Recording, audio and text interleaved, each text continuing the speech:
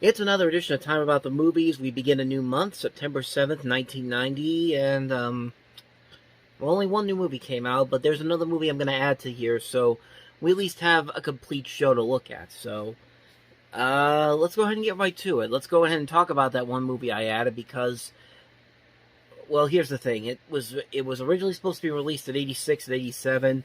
It came out in 89 in a number of different countries around the world.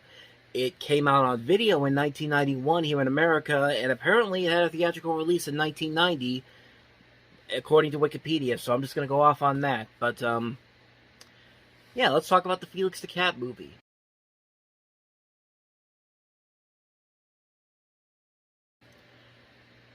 Honestly, we have a lot to talk about with the Felix the Cat movie, but we only have a little bit of time to work with here. But,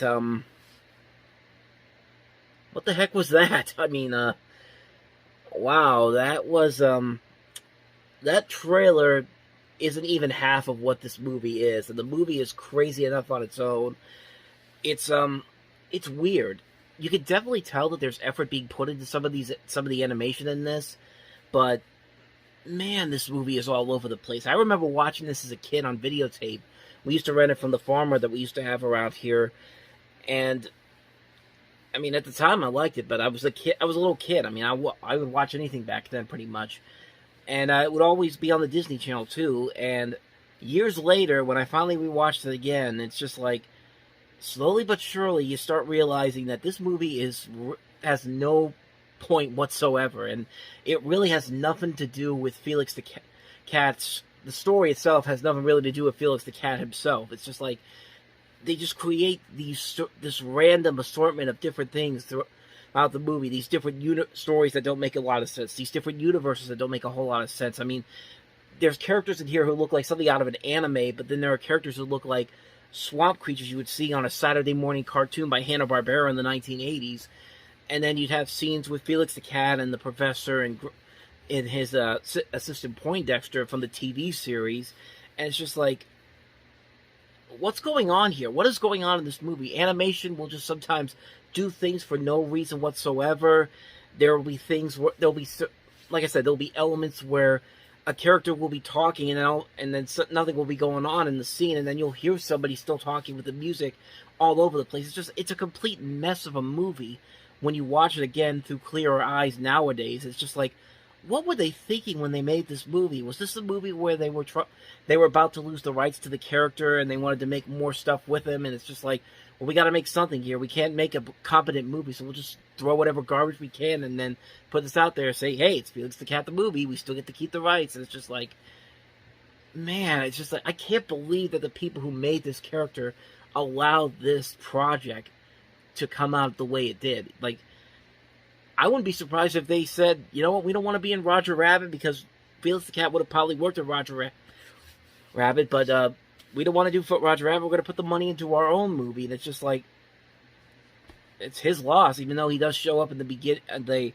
tunnel at the beginning of Toontown, but that's it. I mean, you don't see him in that movie, but I don't know if that was the case or not, but I would be mad. I would be mad if someone said we'd had a chance to get Roger be in a movie with Bugs Bunny, Mickey Mouse, and all those characters, and said, no, we're just going to make our own movie. It's going to be whatever. It's just going to be stuff thrown at the wall. Anything that will stick, even if it doesn't, we'll just keep trying. And it's just like, yeah, it's just like, it's a mess of a movie. And even the studio knew it was a mess. They picked it up in 87.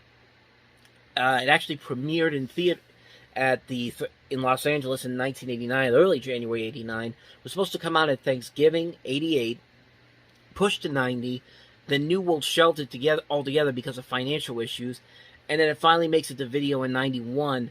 Disney actually had to pick it up on videotape, and like I said, it was a staple of Disney Channel programming throughout the 90s, early 90s at least. And, I mean, it's a mess. It's a mess of a movie all around. And like I said, there's really, you could definitely tell that there was some potential in the animation. Sometimes the animation sometimes doesn't look all that bad, but you get this nice look. But it's the styles they choose. There's so many different styles in here that they don't mesh together whatsoever, right? And it just completely falls apart at the seams almost immediately. And it's just, it's a disaster. It's a disaster of a movie. It's just like, as much as I hate the Tom and Jerry movie, the Tom and Jerry movie was at least tried, even though it failed miserably. But we'll get to that one when we get to that one in '93.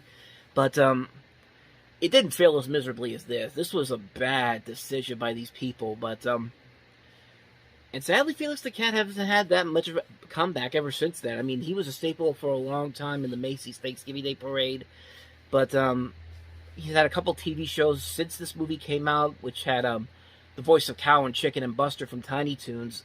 Charlie Adler doing the voice at one point on CBS in the 90s, which I've only seen little bits and pieces of it, but it's at least a lot better than this. But they really haven't done anything with him ever since then, and it's kind of a shame. Like, this character is one of those long-time characters, like Woody Woodpecker. Like, if you get it in the right hands, somebody could make a good movie or a TV series with this character, and nobody's really doing anything with him, probably because the movie ended up being as bad as it was. And I don't think I even need to say any more about this movie. It's a mess of a film. If you remember watching it when you were little, just like me, yeah, you probably know that it's really bad. So anyway, that's Felix the Cat the movie. So let's go ahead and move on to the actual movie that came out this weekend.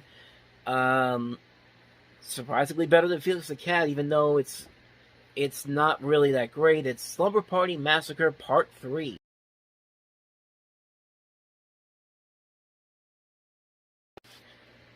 So here's a fun fact about this series. The first movie was actually written and directed by Amy Holden Jones. If that name doesn't sound familiar to you right away, you've definitely seen her work before. If you watched Fox recently, you've seen her work on The Resident. You've also seen her writing skills on Beethoven, the first one in the Decent Proposal show. So she actually has a legitimate resume to her name, and got her start with Roger Corman with the first Slumber Party Massacre. Now I say this because she has nothing to do with this movie, and this trailer makes this movie look pretty bad. It looks like pure garbage, and even though it has developed a cult following like the other two movies, it's considered by many as the worst of the trilogy. It's kind of like the Sleepaway Camp movies. They're movies that are terrible, but they keep making them regardless of how bad they are, because there will always be a following for bad movies like this. And Roger Corman movies can be fun, but judging by this, there's really nothing here that I would think that people would find interesting or fun. It's pretty much kind of like, it's just feels like a generic slasher film. It doesn't really feel like a movie that really took itself that seriously. They just want to make a quick buck right away. They know this isn't going to do well at the box office, but it's going to kill on video and midnight media and mom and pop video stores back then, and it did exactly what it needed to do. Which, even though it had a budget of only $350,000 and made back $1 million, so some worked in their favor, I guess. So, but I've never seen these movies, so I can't really comment on them. So, anyway, Slumber Party Massacre 3, it happened. It's Roger Corman. What could you possibly expect from him except something like this? So, with that said, that's going to wrap up another edition of Time About the Movies and wrap up another week. We won't see each other again until Sunday night here, and we'll start the new week off by looking at the movies that were released on the weekend of September 14th. There are 7 movies to look at, including Meryl Streep in Postcards from the Edge, Jean-Claude Van Damme in Death Warrant, Hardware, Leslie Nielsen in The Exorcist spoof comedy with Linda Blair, Repossessed, State of Grace, White Hunter, Black Heart from Clint Eastwood, and Fools of Fortune. So those are the movies that we'll be looking at when we get back here on Sunday. Tomorrow on the channel, I have a new Movie Stuff episode where I will see Jurassic World Dominion and give you my thoughts on that in my quick review after the film. And I'll show off some of the things that I've gotten over the last couple of weeks that I haven't been able to show off, but we'll definitely have a look at those on the next Movie Stuff episode. So, with that said, thank you guys for watching so much. If you want to see more videos like this, check out the playlist on the next page, check out the previous episode, and I'll see you guys Sunday for a new Time About the Movies. If you're going to join me for Movie Stuff tomorrow, I'll see you then. And until then, take care.